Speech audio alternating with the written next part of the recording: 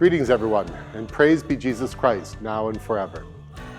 Today we are considering a very interesting feast in the life of the church, and that is the Feast of the Chair of St. Peter.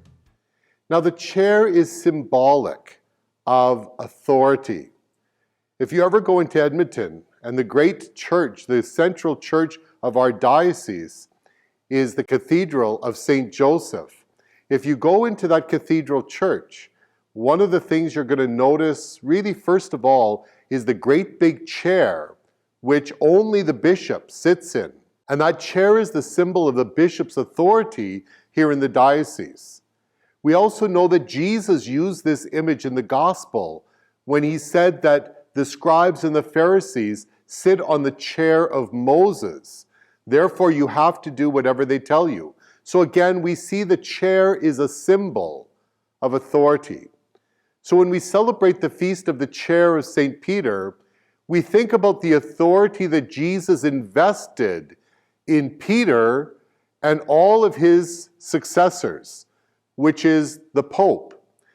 I was in Rome a few years ago on the Feast of the Chair of St. Peter, and they have a wonderful statue of St. Peter in St. Peter's Basilica. If you ever go, it's kind of I think it's a bronze statue, but if you ever go and see this statue, one of the feet of the statue is almost worn away with people coming and touching and kissing the foot of St. Peter in this statue. Well, on the Feast of the Chair of St. Peter, they really go to the nines in terms of decorating this particular statue of St. Peter.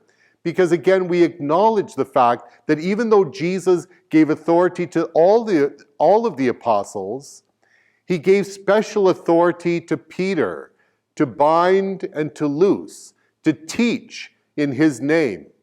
And so again, we acknowledge the role of the Pope in the church, not because we think that the Pope is smarter than anybody else, not because we think that the Pope is holier than anybody else, but because Jesus has invested in the office of the Pope, this great authority to guide the church on earth. So on the Feast of the Chair of St. Peter, we remember this authority, but we also recognize the security that that authority gives to us, so that we can know the ways of God. We can know what we need to do in order to get to heaven. God bless you.